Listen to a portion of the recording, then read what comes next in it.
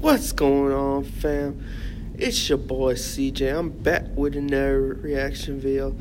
Today I'm reacting to the Oscars 2018 by Honest Trailers. Let's get into it.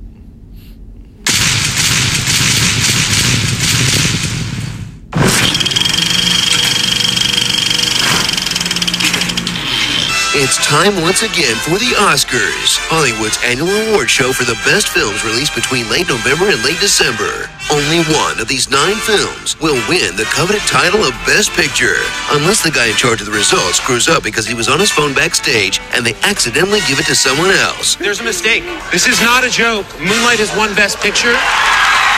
Best Oscars ever. Here are your nominees. You've seen Dunkirk's breathless portrayal of heroism in the face of death. Now, prepare for a movie about all the talking that was going on at the same time. Could you stop interrupting me while I am interrupting you? And get ready to see Gary Oldman acting like you've never seen him before in a fat suit. Hey, I'll take wearing a fat suit to win an Oscar over eating a bison liver or something really bad, like being Casey Affleck. Grumpy Old Man. From visionary director Guillermo del Toro, who's contractually obligated to be credited as visionary director Guillermo del Toro, comes a love story between a woman and the fish prisoner in her lab, which sounds creepy when you strip the art away from it. But trust me, in the context of the story, you will totally be okay with this woman having sex with a fish man. It's actually a really beautiful story about finding your voice and... oh man, this is gonna be known as the fish banging movie, isn't it? The Fish Banging Movie.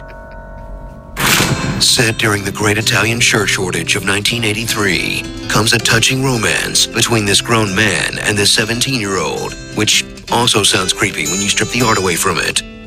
In this film full of lush cinematography, moving performances, and groundbreaking visual effects that removed Armie Hammer's balls from his short shorts, critics are saying it's visually stunning, transcendent, and one of the most mesmerizing films of the year. While the Peach Farmers Association is saying, that's not why we grow them, but hey, you do you. Lolita. In the sleepy town of Ebbing, Missouri, one wronged mother will right injustice the only way she knows how. Local advertising. In a film with such powerful performances, you'll stop referring to Sam Rockwell as that guy and start referring to him as that guy. You know, from 3 Billboards? What? 3 racists inside Ebbing, Missouri. You've seen him play historical figures, obsessed madmen, and Hawkeye. No, not that one. The Last of the Mohicans guy. That's the one. Now, witness Daniel Day-Lewis's stunning farewell performance as an obsessed craftsman who has trouble separating his art from his personal life. So, Daniel Day-Lewis? Some actor. Method Man.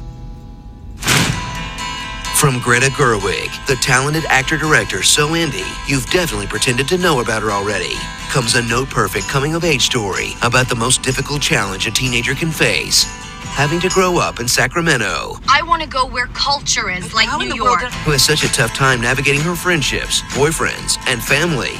You'll almost forgive her for defending Crash by the Dave Matthews Band. I hate this song. I love it. Who am I to talk? I listened to Papa Roach in high school. Put a bird on it.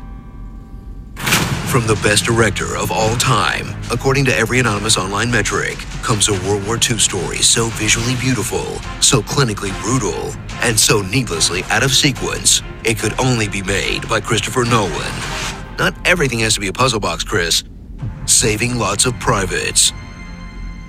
From 2-time Academy Award-winning director Steven Spielberg, the Academy Award-winning writer of Spotlight, 2-time Academy Award winner Tom Hanks, and 21-time Academy Award nominee Meryl Streep, comes a timely movie about the media resisting an unpopular Republican president. In a film so calculated to win Oscars, they may as well have just put Academy Award nominee in the title.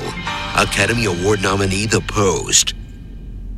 From the production company that's gone from the Teen Choice Awards to the Academy Awards comes the directing debut of the player formerly known as Mouse Cop in a horror thriller that holds a mirror up to smug, affluent white progressives. In other words, the Academy?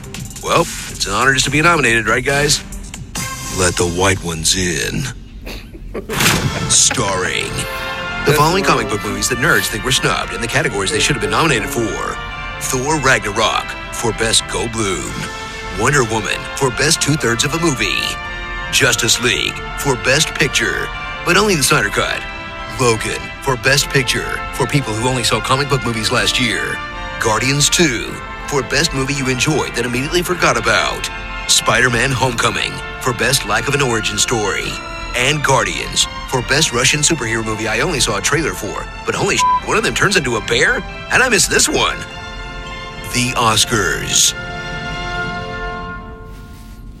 Man, with all the Best Goldblum, Wonder Woman for Best 2/3 of a Movie, Justice League for Best Picture, but only the Snyder Cut, Logan for Best Picture for people who only saw comic book movies last year, Guardians 2 for Best Movie You Enjoyed that immediately forgot about, Spider-Man Homecoming for Best Lack of an Origin Story, and Guardians for Best Russian Superhero Movie I only saw a trailer for, but holy shit, one of them turns into a bear? How'd I miss this one? The Oscars. I'm never going to sit here and lie. After watching Guardians of the Galaxy 2, you kind of did immediately forget about it. It was a great movie, but I really did forget about it.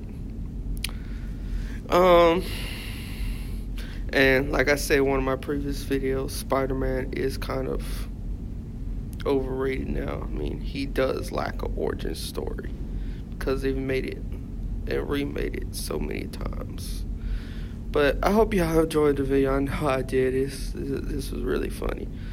But make sure you smash that like button and subscribe, and I'll see y'all in the next video. Peace.